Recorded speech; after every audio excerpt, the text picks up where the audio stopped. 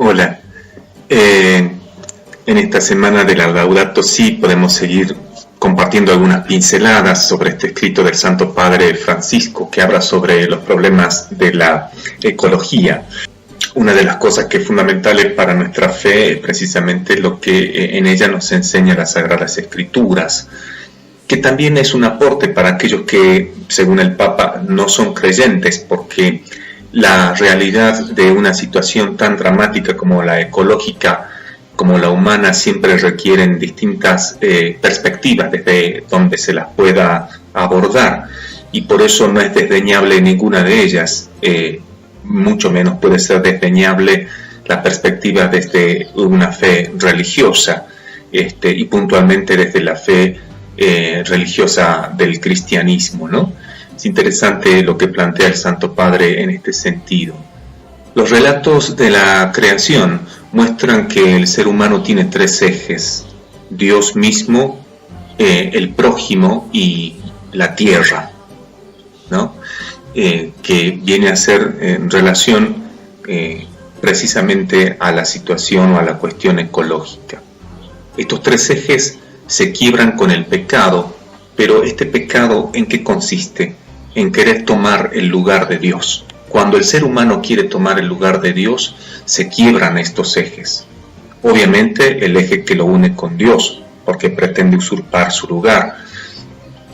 Obviamente también nos vamos a dar cuenta que rompe el eje en la relación con el prójimo, con el que es su igual, con el otro ser humano, con los demás, y rompe el eje con la tierra, pretendiendo hacer de ella su propiedad, porque al querer ponerse en el lugar de Dios, se cree su absoluto dueño y termina siendo un déspota contra la propia creación en la que él puede y debe vivir.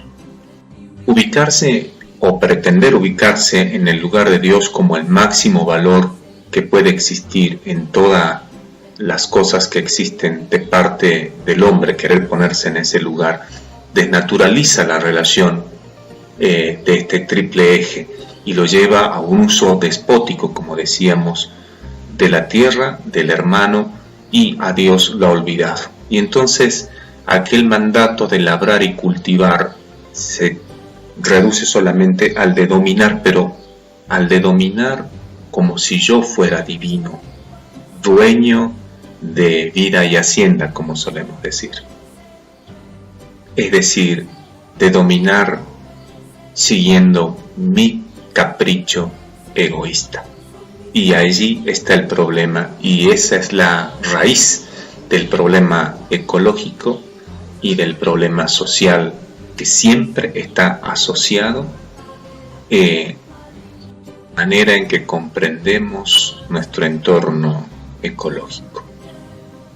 Labrar, que es una de las tareas que le deja Dios al hombre antes de que se quiebren estos tres ejes, implica cultivar, implica mejorar, implica aportar de parte del hombre a lo que Dios ya había creado.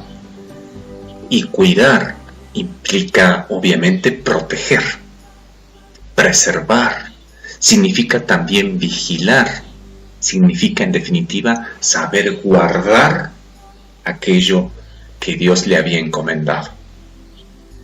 Y esto produce una reciprocidad entre el hombre y la tierra, porque, lo dice el Santo Padre, cada comunidad puede tomar de la bondad de la tierra aquello que necesita para su supervivencia, pero también, y acá viene lo recíproco, tiene el deber de protegerla y garantizar la continuidad de su fertilidad para las generaciones futuras.